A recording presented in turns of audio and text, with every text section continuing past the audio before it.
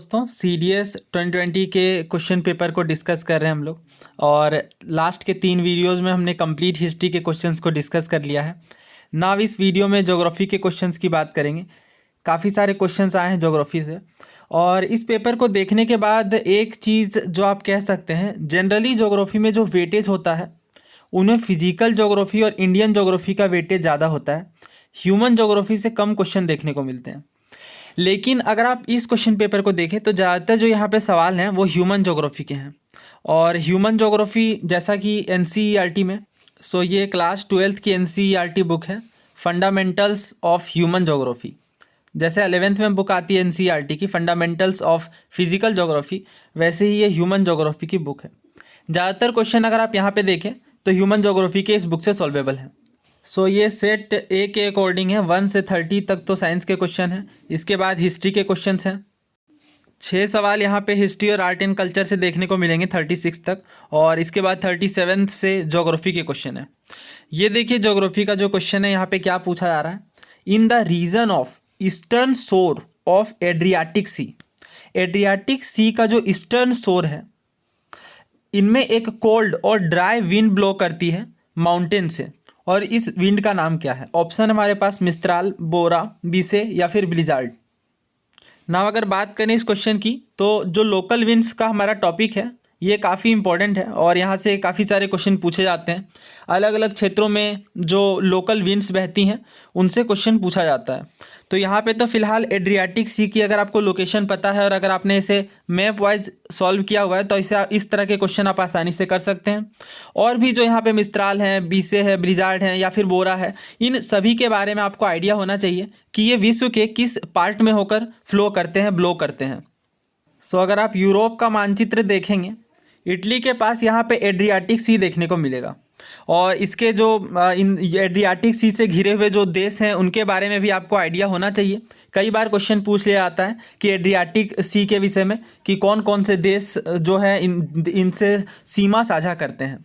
तो यहाँ पे बोस्निया और हर्जेगोविना देखने को मिलेगा, और इसके अलावा सर्बिया है, और इसके अलावा मोंटेनिग्रो देखने को मिलेगा।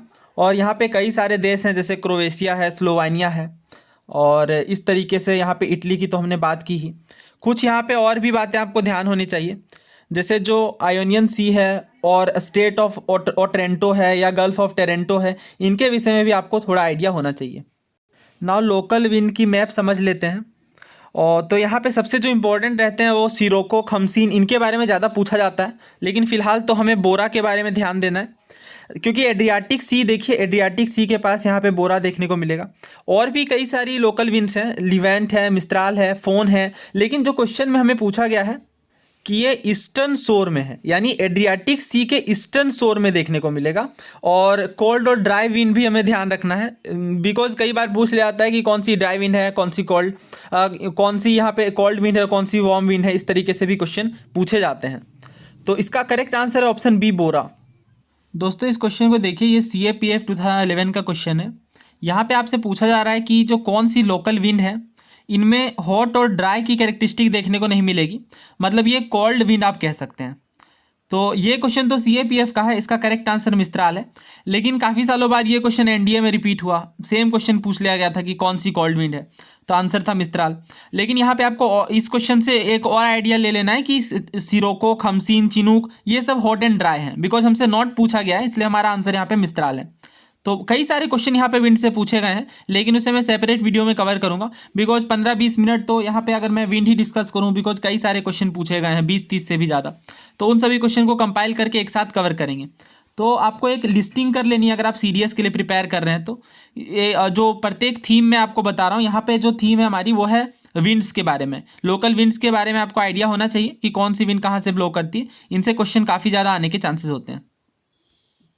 37th क्वेश्चन का आंसर हमने किया, ऑप्शन बी है ना। 38 नंबर देखिए, नीसी ट्राइब के बारे में पूछा जा रहा है। तो ये तो आसान क्वेश्चन है, कई बार पहले भी पूछा गया। ऑप्शन बी, अरुणाचल प्रदेश में नीसी ट्राइब देखने को मिलेगी। यहाँ पे आपको ध्यान रखना है कि अपातनी, नीसी और मिसमी, ये सब ट्राइब आपको अरुणाचल प्रदेश में देखने को मिलेंगी। नाउ आप कमेंट बॉक्स में आंसर करिए कि मिकिर और रेंगमा ट्राइब की स्टेट में देखने को मिलेगी।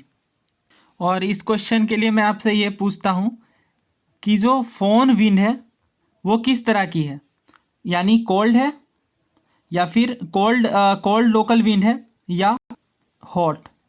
तो इन क्वेश्चन का आप आंसर करिए कमेंट बॉक्स में। नेक्स्ट क्वेश्चन देखिए, ये करंट अफेयर से एसोसिएटेड क्वेश्चन आप कह सकते हैं। पूछा जा रहा है कि टूरिज्म के फील्ड में किस स्टेट को डिस्क्राइब किया गया वन स्टेट मैनी वर्ल्ड्स के बारे में। तो ये फैक्चुअल क्वेश्चन है, करेक्ट आंसर है ऑप्शन सी कर्नाटक। तो यहाँ से आपको ये ध्यान रखना है कि हर स्टेट की जो टैगलाइन होती है टूरिज्म को लेकर के, उसे आपको प्रिपेयर करना है। नेक्स्ट क्वेश्चन देखिए, the number of people per unit area of arable land is termed as, यानी जो एरेबल लैंड होता है, एरेबल लैंड का मतलब होता है कृषि योग्य भूमि। तो कृषि योग्य भूमि में जो नंबर ऑफ पीपल है, यानी number of people per unit arable land, ठीक है, एरेबल लैंड का एरिया। आपको ध्यान क्या रखना है, नंबर ऑफ पीपल की बात की जा रही है। तो अगेन ये ह्यूमन ज्योग्राफी का क्वेश्चन है। सो एनसीईआरटी ह्यूमन ज्योग्राफी एनसीईआरटी के बॉक्स में अगर आप देखें तो फिजियोलॉजिकल डेंसिटी की बात की गई है। फिजियोलॉजिकल डेंसिटी का मतलब क्या है, total population by net cultivated area. मान लीजिए किसी स्टेट की कोई रैंडम सा एग्जांपल लेते हैं, लेट सपोज किसी स्टेट की जो पॉपुलेशन है वो 5 करोड़ है और डिवाइड करना है हमें नेट कल्टीवेटेड एरिया से। तो जितना भी कल्टीवेटेड एरिया हो, जितना भी स्क्वायर किलोमीटर हो, इसे जब आप डिवाइड कर देंगे तो ये फिजियोलॉजिकल डेंसिटी आएगी। लेकिन यहाँ पे ध्यान क्या देना है, टोटल पॉपुलेशन की हम बात कर रहे हैं, इसमें सभी मतलब हर तरह के लोग शामिल हैं, मतलब टोटल पॉपुलेशन की बात की जा रही है। जबकि अगर आप एग्रीकल्चरल डेंसिटी देखें तो यहाँ पे एग्रीकल्चरल पॉपुलेशन आएगी और बाय में नेट कल्टीवेटेड एरिया। तो दोनों जगह पे नेट कल्टीवेटेड एरिया ही है, लेकिन ध्यान आपको ये रखना है टोटल एग्रीकल्चरल पॉपुलेशन की बात की जा रही है। और एग्रीकल्चरल पॉपुलेशन का मतलब क्या है, वैसे लोग जो एग्रीकल्चर की फील्ड से जुड़े हैं, जैसे कल्टीवेटर हो गए या एग्रीकल्चर की फील्ड में काम करने वाले लेबरर्स हो गए या उनके फैमिली मेम्बर्स हो गए, तो ऐसे लोगों को शामिल किया जाता है एग्रीकल्चरल डेंसिटी में। लेकिन जब हम टोटल पॉपुलेशन की बात करते हैं जिसमें हर तरह के लोग हैं, ऑब्वियसली एग्रीकल्चरल भी हैं और इसके अलावा जितने भी पॉपुलेशन में लोग शामिल, सभी लोग, तो ये कहलाता है फिजियोलॉजिकल डेंसिटी। तो यहाँ पे अगर आप ध्यान से समझे तो नंबर ऑफ पीपल कहा गया है, किसी तरह के एग्रीकल्चरल पीपल की बात नहीं की गई है। तो इसका करेक्ट आंसर क्या होगा, ऑप्शन सी फिजियोलॉजिकल डेंसिटी। तो ये क्वेश्चन थोड़ा कंफ्यूजिंग था। अब आप एरेबल देख करके शायद सोचे कि एग्रीकल्चरल है, लेकिन नहीं, एग्रीकल्चरल डेंसिटी तब होती जब यहाँ पे बात की जाती नंबर ऑफ एग्रीकल्चरल पीपल के, ठीक है। तो इसका करेक्ट आंसर ऑप्शन सी है। एरिथमेटिक डेंसिटी तो यहाँ पे कोई बात ही नहीं की जा रही, इकोनॉमिक डेंसिटी भी अलग टर्म है। तो इन दोनों के बीच में आपको आइडिया होना चाहिए कि दोनों टर्म का मतलब क्या है। नाउ इस क्वेश्चन को आंसर करिए। ये एनडीए का क्वेश्चन है, एनडीए 2022 का। यहाँ पे आपसे पूछा जा रहा है कि डेंसिटी के कंप्यूटेशन में कौन कौन से स्टेटमेंट सही हैं। पहले में कहा जा रहा है कि जो फिजियोलॉजिकल डेंसिटी होती है इसे कंप्यूट किया जा सकता है by dividing the total population by the net cultivable area. यानी फिजियोलॉजिकल डेंसिटी के लिए आपको क्या करना है, टोटल पॉपुलेशन और बाय करना है नेट कल्टीवेटेड एरिया। इन दोनों को अगर आप डिवाइड कर देंगे तो फिजियोलॉजिकल डेंसिटी निकल करके आ जाएगी। दूसरे में कहा जा रहा है कि जो एग्रीकल्चरल डेंसिटी है इसे कंप्यूट किया जा सकता है by dividing the total agricultural population by net cultivable area. यानी एग्रीकल्चरल पॉपुलेशन को शामिल करना है और नीचे तो सेम रहेगा नेट कल्टीवेबल एरिया ही। तीसरे स्टेटमेंट में ये कहा जा रहा है कि जो पॉपुलेशन डेंसिटी होती है इसे निकाला जा सकता है by dividing the total population by total area. यानी आपको नुमरेटर में रखना है टोटल पॉपुलेशन को और डिनोमिनेटर में रखना है टोटल एरिया को। ना आपको बताना है कि इन तीनों स्टेटमेंट में से कितने स्टेटमेंट सही हैं। इसका आंसर आप कमेंट बॉक्स में करिए। क्या यहाँ पे 1 स्टेटमेंट सही है या 2 सही है, 3 सही है या फिर एक भी स्टेटमेंट सही नहीं है। तो क्वेश्चन भी ऐसे ही आया था, इसके ऑप्शंस भी ऐसे ही थे कि कितने सारे स्टेटमेंट यहाँ पे सही हैं। सो इस क्वेश्चन का आंसर हमने देखा यहाँ पे ऑप्शन सी करेक्ट है, ना कि ए। नाउ नेक्स्ट क्वेश्चन देखिए, which one of the following river joins Ganga directly. तो गंगा की सहायक नदी के बारे में पूछा जा रहा है। काफ़ी आसान क्वेश्चन है अगर आपने रिवर सिस्टम को अच्छे से कवर किया है तो, बिकॉज ट्रिब्यूटरीज पे क्वेश्चन आए दिन पूछे जाते हैं और सबसे ध्यान से यहाँ पे आपको कवर करना है। खास करके जो नॉर्थ ईस्ट के रिवर हैं इनकी ट्रिब्यूटरीज से बहुत ज़्यादा क्वेश्चन आते हैं और इसके अलावा जो साउथ इंडिया की रिवर्स हैं जैसे महानदी, कृष्णा, इन नदियों के ट्रिब्यूटरीज सबसे ज़्यादा इंपॉर्टेंट होते हैं। वैसे इस क्वेश्चन का करेक्ट आंसर तो ऑप्शन बी सोन नदी है। ये चीज़ें आपको रटनी नहीं है, मैप से कवर करना है। मैप से अगर आप कवर करेंगे तो काफ़ी आसानी से आप सीख सकते हैं। तो गंगा नदी की अगर बात करें तो आपको पता है गंगा नदी उत्तराखंड से निकलती है और ये यहाँ पे बंगाल की खाड़ी में जाकर के मिलती है। और गंगा नदी की सहायक नदियों की बात करें तो कई सारी नदियाँ हैं, गोमती, घाघरा, गंडक, कोसी, कई सारी नदियाँ हैं। और गंगा की जो सबसे बड़ी सहायक नदी है वो यमुना नदी है और यमुना नदी की भी कई सारी सहायक नदियाँ हैं, जैसे चंबल नदी हो गई, सिंध है, बेतवा है। और इसके अलावा केन नदी काफ़ी फेमस नदी है। लेकिन अगर आप सोन नदी की बात करें तो सोन नदी डायरेक्टली जाके गंगा से मिलती है, ना कि यमुना से। जो इन नदियों की हमने बात की ये पहले यमुना से मिलती हैं और ऑब्वियसली यमुना खुद जाकर के गंगा से मिलती है, तो इस तरीके से ये यमुना की सहायक नदी है, ना कि गंगा की। लेकिन अगर आप मैप को देखें तो यहाँ पे जो सोन नदी है ये डायरेक्टली गंगा से जाकर के मिलती है। और कमेंट बॉक्स में आप ये बताइए कि गंगा नदी जो है वो यमुना नदी जो है वो गंगा नदी से किस जगह पर मिलती है। इसका आंसर आप कमेंट बॉक्स में करिए। और इसके अलावा अगर आप ट्रिब्यूटरीज के नाम लिखना चाहें तो कमेंट बॉक्स में लिख सकते हैं कि जो गंगा नदी है उनकी ट्रिब्यूटरीज कौन कौन सी हैं और यमुना नदी की ट्रिब्यूटरीज रिवर कौन कौन सी हैं। तो इसका करेक्ट आंसर ऑप्शन बी है। इसके अलावा जो चंबल है, बेतवा है और जो केन नदी है, ये तीनों नदियां ए, सी और डी ऑप्शन वाली ये यमुना की सहायक है, न कि गंगा की। तो यहाँ पे आपको अगेन ये भी ध्यान रखना है कि कई बार ऐसे क्वेश्चंस पूछे जाते हैं जिनसे ट्रिब्यूटरीज पर क्वेश्चन आते हैं। तो अगर आप मैप से खुद से अच्छे से इसे समझ लेंगे कि कौन सी नदी कहाँ से आकर के मिलती है, या फिर कई सारी निमोनिक्स भी आप बना सकते हैं और इसका इस्तेमाल करके निमोनिक्स का यूज़ करके भी आप ऐसे क्वेश्चन आसानी से सॉल्व कर सकते हैं। नेक्स्ट क्वेश्चन देखिए, अगेन ह्यूमन ज्योग्राफी का है। कॉमर्शियल एग्रीकल्चर का टाइप कौन सा नहीं है? नोट पे आपको फोकस करना है। ऑप्शन है हमारे पास dairy farming, grain farming, live stock ranching या फिर इंटेंसिव सब्सिस्टेंट एग्रीकल्चर। तो डेयरी फार्मिंग ऑब्वियसली एक कमर्शियल एग्रीकल्चर है। कमर्शियल एग्रीकल्चर का मतलब वैसे एग्रीकल्चर जिसका पर्पस जो है वो कमर्शियल होता है। कमर्शियल एग्रीकल्चर में मेनली वैसे क्रॉप्स लगाए जाते हैं जो कैश क्रॉप्स होते हैं, जिनको आसानी से सेल किया जा सके। तो इनमें डेयरी फार्मिंग है, ग्रेन फार्मिंग भी है, live stock wrenching. Live stock wrenching का क्या मतलब है? अगर आप हिंदी अनुवाद यहाँ पे देखें 40 सेकेंड, तो पशुधन रेंचन, यानी ऑब्वियसली यहाँ पे जानवरों के विषय में रेंचिंग की बात की जा रही है। और जो चौथा ऑप्शन है वो है इंटेंसिव सब्सिस्टेंट एग्रीकल्चर। तो इसका करेक्ट आंसर ऑप्शन डी है, बिकॉज जो सब्सिस्टेंस एग्रीकल्चर होती हैं वो मेनली सब्सिस्टेंस पर्पस से की जाती हैं, ना कि कमर्शियल पर्पस से। यानी यहाँ पे जो ग्रेन्स हैं या जो भी प्रोडक्शन हो रहा है उसका मुख्य उद्देश्य सेलिंग नहीं होता, बेचने के पर्पस से यहाँ पे कृषि नहीं की जा रही, बल्कि जीवन यापन के लिए, सब्सिस्टेंस के लिए एग्रीकल्चर की जा रही है।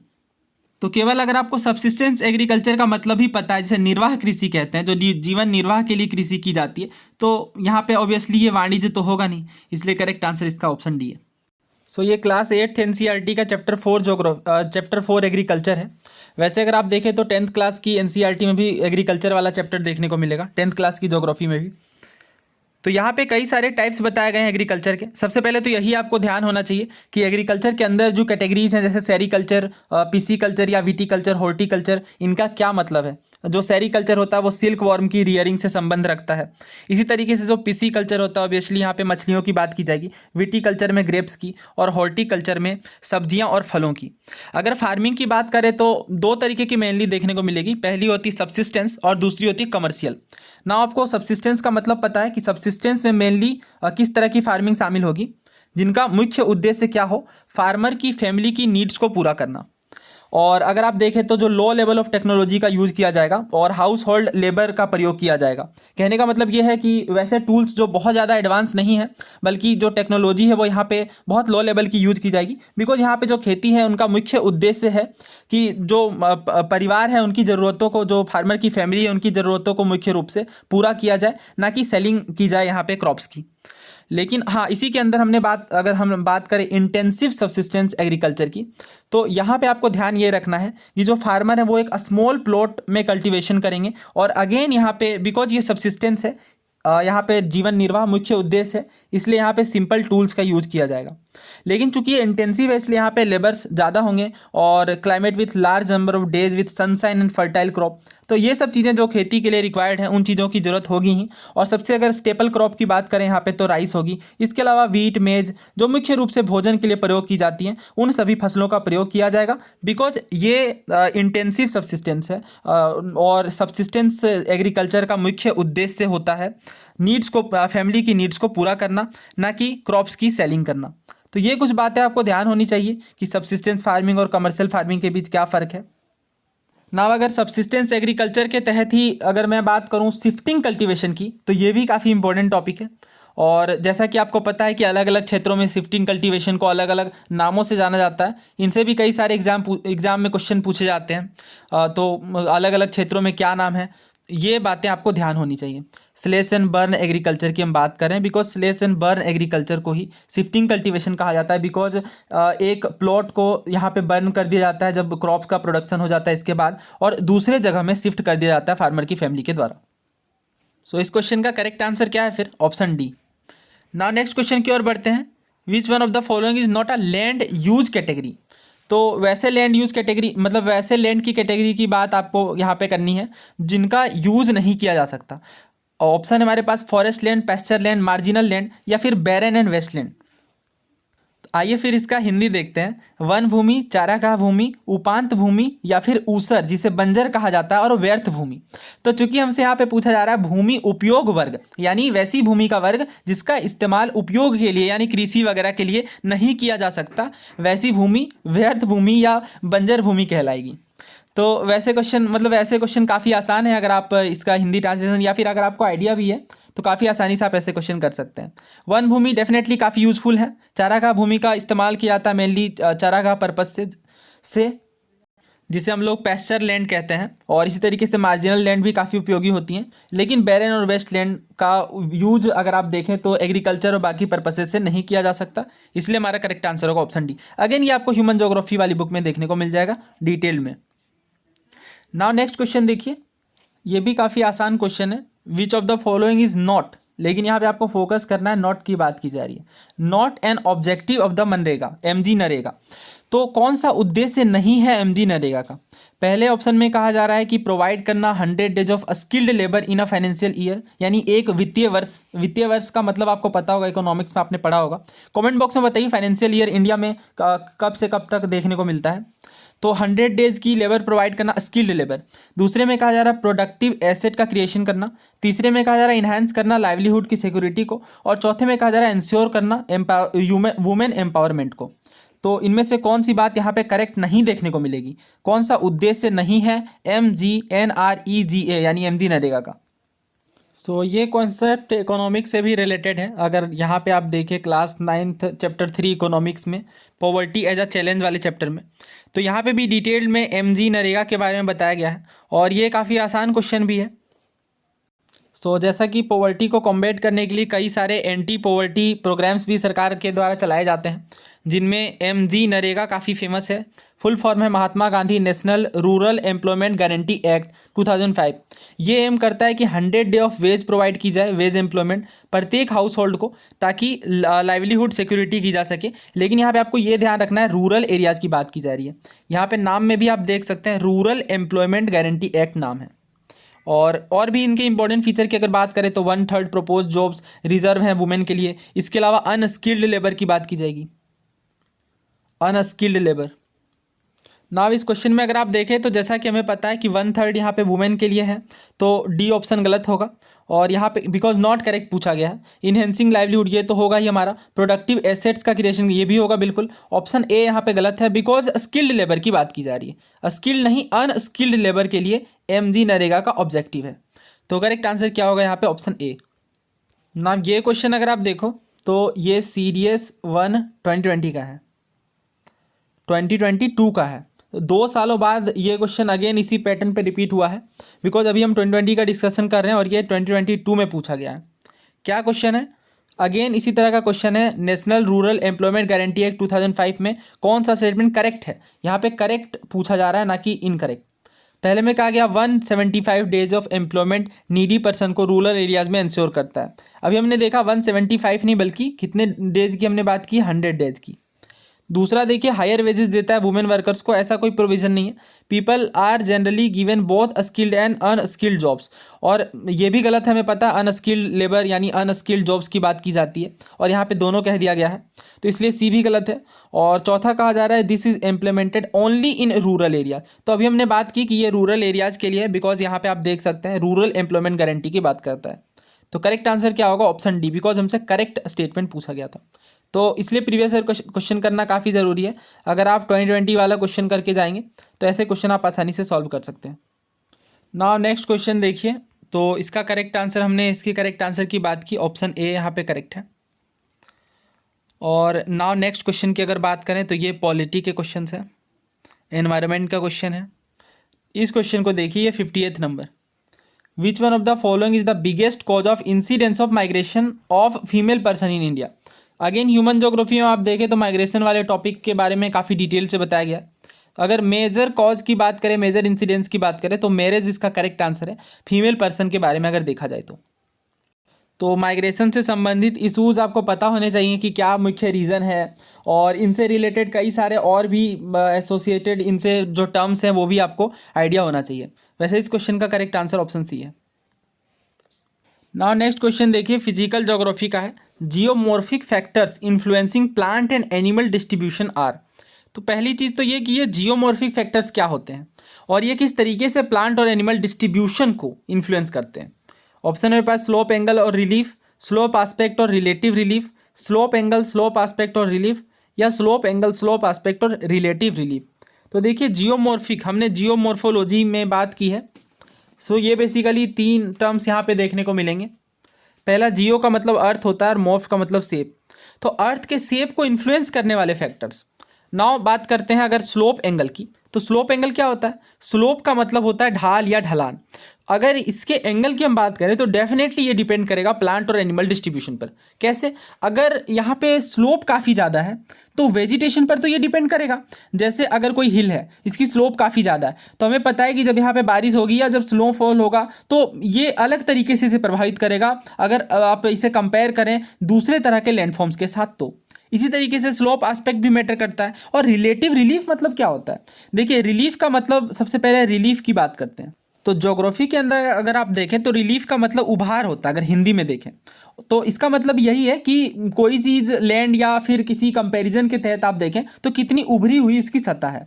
तो डेफिनेटली ये चीज़ भी डिपेंड करेगी। और जियोमॉर्फोलॉजी के अगर फैक्टर्स की बात करें तो प्लांट और एनिमल डिस्ट्रीब्यूशन को ये सभी चीज़ें प्रभावित करेंगी। इसका करेक्ट आंसर ऑप्शन डी है। और काफ़ी डिटेल में हमने इस पर बात भी की है जब हमने फिजिकल ज्योग्राफी को डिस्कस किया है क्लास 11th के तहत। तो उन वीडियोस को भी आप ज़रूर देखें, क्योंकि जियोमॉर्फोलॉजी के इंपॉर्टेंट फैक्टर और भी जियोमॉर्फोलॉजी से इंपॉर्टेंट टर्म्स, ये सभी चीज़ें हमने ऑलरेडी डिस्कस की हैं। तो ना इस वीडियो में इतना ही रखते हैं, और भी कई सारे ज्योग्राफी के क्वेश्चन आए हैं, तो नेक्स्ट वीडियो में बात करेंगे और ज्योग्राफी के भी क्वेश्चन को इसी तरीके से डिटेल्ड एनालिसिस के साथ कवर करेंगे। उम्मीद है आपको ये वीडियो पसंद आई होगी। आपने राय अथवा विचार कमेंट बॉक्स में लिख सकते हैं। वीडियो में अंत तक बने रहने के लिए धन्यवाद, और चैनल पर नए हैं तो सब्सक्राइब ज़रूर कर लें। Thank you.